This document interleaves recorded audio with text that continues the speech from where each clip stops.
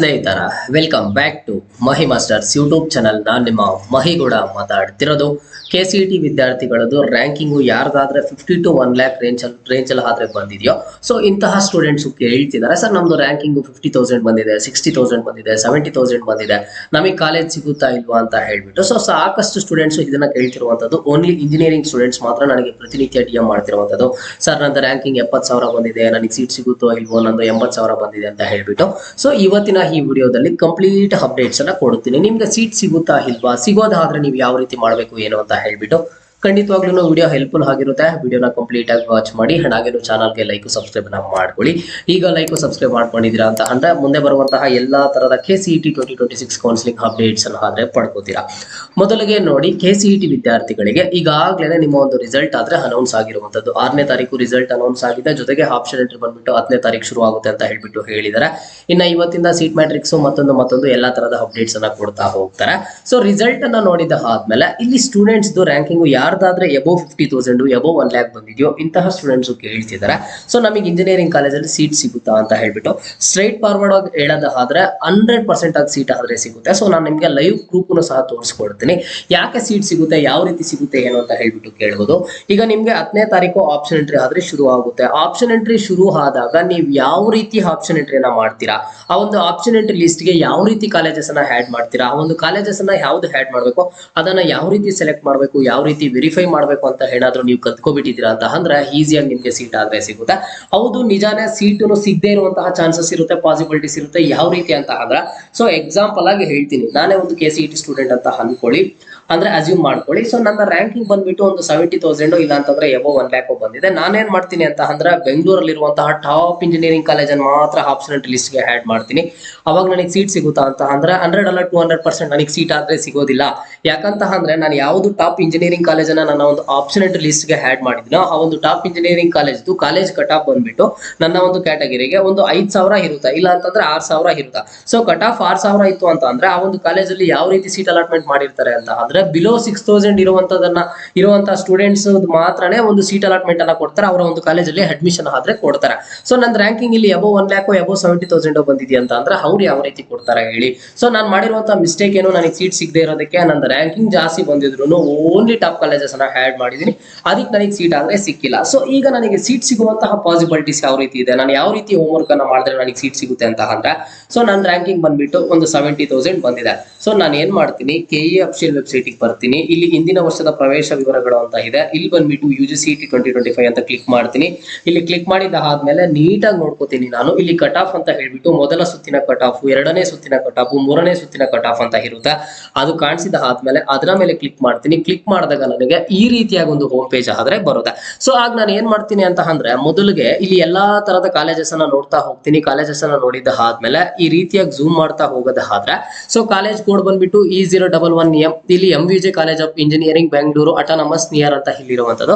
So ನನ್ನ category ಬಂದ್ಬಿಟ್ಟು 3A general ಆದ್ರೆ ಆಗಿರ್ತದೆ. ಸೊ ನೀವು ಇಲ್ಲಿ ಅಬ್ಸರ್ವ್ ಮಾಡಬಹುದು, 3A ಜನರಲ್ಗೆ ಈ ಒಂದು ಕಾಲೇಜಲ್ಲಿ ಎಷ್ಟಿದೆ ಕಟ್ ಆಫ್ ಅಂತ ಅಂದ್ರೆ, ಇಲ್ಲಿ ನಾವು ಅಬ್ಸರ್ವ್ ಮಾಡೋದಾದ್ರೆ ಇಲ್ಲಿ ಬಂದ್ಬಿಟ್ಟು ಯಾವ ಕೋರ್ಸ್ಗೆ, ಏರೋನಾಟಿಕಲ್ ಇಂಜಿನಿಯರಿಂಗ್ ಗೆ 1,01,860 ಆದ್ರೆ ಕಟ್ ಆಫ್ ಇರುವಂತದ್ದು.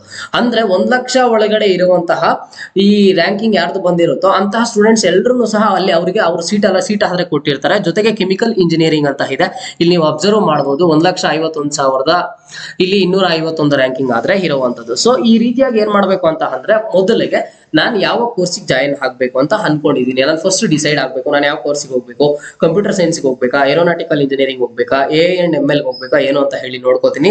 ಇಲ್ಲಿ ನೋಡ್ಕೊಂಡು ಜೊತೆಗೆ ಲಾಸ್ಟ್ ಇಯರ್ ಕಟ್ ಆಫ್ಸ್ ಎಲ್ಲಾನು ಸಹ ಅನಾಲಿಸಿಸ್ ಅನ್ನ ಮಾಡ್ತೀನಿ. ನನ್ನ ಒಂದು ಕ್ಯಾಟಗರಿಗೆ ಎಷ್ಟು ಕಟ್ ಆಫ್ ಇದೆ, ನನ್ನ ಒಂದು ರ್ಯಾಂಕಿಂಗ್ ಗೆ ನಿಯರ್ ಬೈ ಇರುವಂತಹ ಕಾಲೇಜಸ್ ಯಾವ್ದಾದ್ರು ಇತ್ತು, ಆ ಕಾಲೇಜ್ ನನಗೆ ಇಷ್ಟ ಆಯ್ತು ಅಂತ ಅಂದ್ರೆ ನಾನು ಬುಕ್ ತಗೊಂಡು ಅದರ ಒಂದು ಲಿಸ್ಟ್ ಅನ್ನ, ಕಾಲೇಜಸ್ ಲಿಸ್ಟ್ ಅನ್ನ ಮಾಡ್ಕೋತೀನಿ.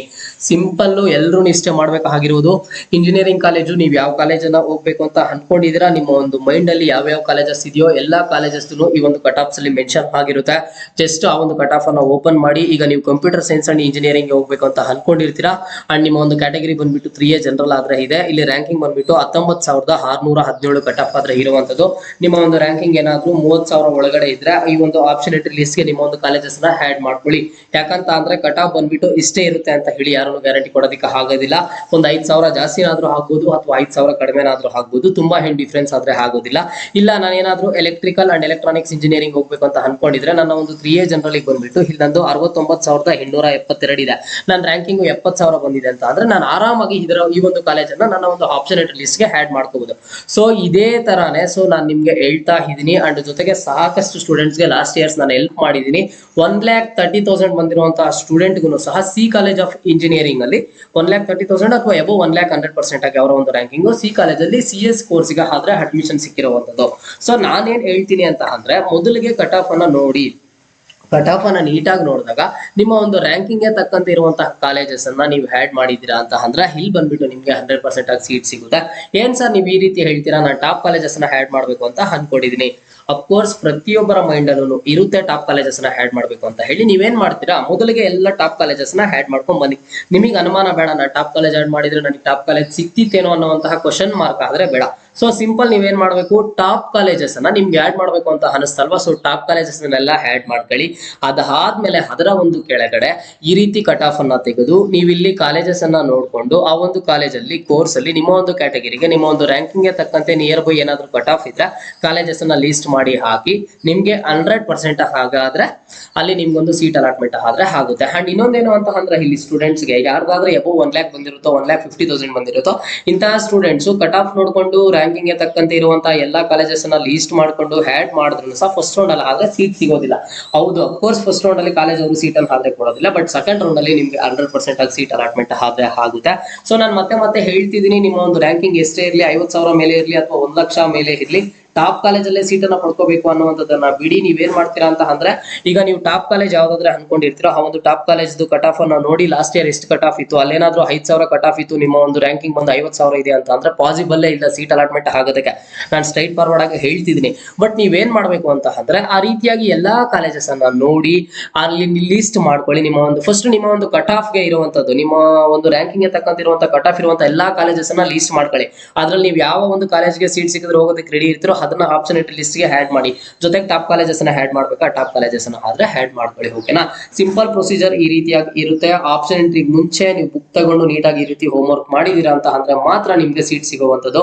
ಅಂಡ್ ಗೈಸ್ ಇನ್ನೊಂದೇನು ಅಂತ ಅಂದ್ರೆ, ನಿಮ್ಮ ರ್ಯಾಂಕಿಂಗ್ ಬಂದ್ಬಿಟ್ಟು 2,000 ಬಂದಿದೆ, 3,000 ಬಂದಿದೆ, ಆದ್ರೂ ನೀವು ಆಪ್ಷನ್ ಎಂಟ್ರಿ ಕರೆಕ್ಟ್ ಆಗಿ ಮಾಡಿಲ್ಲ ಅಂತ ಅಂದ್ರೆ ಸೀಟ್ ಆದ್ರೆ ಸಿಗೋದಿಲ್ಲ. ಇದು ನಾನು ನಿಮ್ಗೆ ಆಕ್ಚುಲಿ ತೋರಿಸಿರುವಂತದ್ದು ಲಾಸ್ಟ್ ಇಯರ್ದು 3rd ರೌಂಡ್ ಕಟ್ ಆಫ್.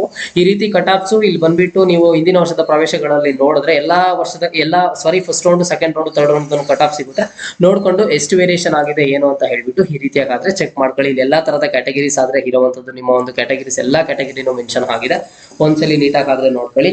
ಇದ್ರ ಜೊತೆಗೆ ಏನು ಅಂತ ಅಂದ್ರೆ, ನಿಮ್ಮ ಒಂದು ಕ್ಯಾಟಗರಿಯಲ್ಲಿ ಇಲ್ಲಿ ಬಂದ್ಬಿಟ್ಟು ಕನ್ನಡ ಮೀಡಿಯಂ ಕೋಟಾ, ರೂರಲ್ ಕೋಟಾ ಇರುವಂತವ್ರಿಗೆ ಅದನ್ನು ಅಪ್ಲಿಕೇಬಲ್ ಆಗುತ್ತೆ, SNQ ಕೋಟಾನು ಅಪ್ಲಿಕೇಬಲ್ ಆಗುತ್ತೆ. ಸೊ ಹಾಗಾಗಿ ನೀಟಾಗಿ ನೋಡ್ಕೊಂಡು ನೀವು ಆಪ್ಷನ್ ಎಂಟ್ರಿ ಆದ್ರೆ ಮಾಡ್ಕೊಳ್ಳಿ. ನಾನು ಮತ್ತೆ ಹೇಳ್ತಿದ್ದೀನಿ, ರ್ಯಾಂಕಿಂಗ್ ಜಾಸ್ತಿ ಬಂದಿದೆ, ಸೀಟ್ ಸಿಗೋದಿಲ್ಲ ಅಂತ ಹೇಳ್ಬಿಟ್ಟು ಯಾರು ಸಹ ಅನ್ಕೊಳ್ಳೋದಕ್ಕೆ ಹೋಗ್ಬಿಡಿ. ಸಾಕಷ್ಟು ಎಕ್ಸಾಂಪಲ್ಸ್ ಇದೆ, ನಾನೇ ಸ್ವತಃ ಸಾಕಷ್ಟು ಜನಕ್ಕೆ ಇಲ್ಲಿ ಬಂದ್ಬಿಟ್ಟು ಏನು ಅಂತ ಅಂದ್ರೆ ಆಪ್ಷನ್ ಎಂಟ್ರಿ ಅಂತ ಆದ್ರೆ ಮಾಡ್ಕೊಟ್ಟಿರುವಂತದ್ದು. ನಿಮ್ಗೇನಾದ್ರೂ ಪರ್ಸನಲ್ ಆಗಿ ಆಪ್ಷನ್ ಎಂಟ್ರಿಯನ್ನ ಮಾಡ್ಕೊಡ್ಬೇಕು, ಅದ್ರ ಬಗ್ಗೆ ನಾನು ಹೇಳ್ಬೇಕು, ಅದ್ರ ಬಗ್ಗೆ ನಿಮ್ಗೆ ಅರ್ಥ ಆಗೋ ರೀತಿಯಲ್ಲಿ ಎಕ್ಸ್ಪ್ಲೈನ್ ಮಾಡ್ಬೇಕೇನೋ ಅಂತ ಅಂದ್ರೆ ಪರ್ಸನಲ್ ಗೈಡೆನ್ಸ್ ಸಹ ಕೊಡ್ತೀನಿ. ಜಸ್ಟ್ ಪ್ರತಿಯೊಬ್ಬರನ್ನ ಒಂದು ಕಾಮೆಂಟ್ ಬಾಕ್ಸ್ ಅಲ್ಲಿ ಯಾರಿಗಾದ್ರೆ ಪರ್ಸನಲ್ ಗೈಡೆನ್ಸ್ ಅವಶ್ಯಕತೆ ಇದೆಯೋ ಅವ್ರು ಒಂದು ಕಾಮೆಂಟ್ ಅಲ್ಲಿ ನೀವೇನ್ ಮಾಡ್ತೀರಾ ಅಂತ ಅಂದ್ರೆ ಪರ್ಸನಲ್ ಗೈಡೆನ್ಸ್ ಅಂತ ಹೇಳ್ಬಿಟ್ಟು ಕಾಮೆಂಟ್ ಅನ್ನ ಮಾಡಿ, ನಾನೇ ಸಹ ನಿಮ್ಮನ್ನ ಕಾಂಟ್ಯಾಕ್ಟ್ ಆದ್ರೆ ಮಾಡ್ತೀನಿ. ಓಕೆನಾ, ಸೊ ಇದು ಇವತ್ತಿನ ಮಾಹಿತಿ ಆಗಿತ್ತು. ಮುಂದೆ ಎಲ್ಲ ರೀತಿಯ ಹೆಚ್ಚಿನ ಅಪ್ಡೇಟ್ಸ್ ಜೊತೆಗೆ ಸಿಗ್ತಾ ಇರೋಣ. ಅಲ್ಲಿಯ ತನಕ take care and keep watching Mahi masters for more updates.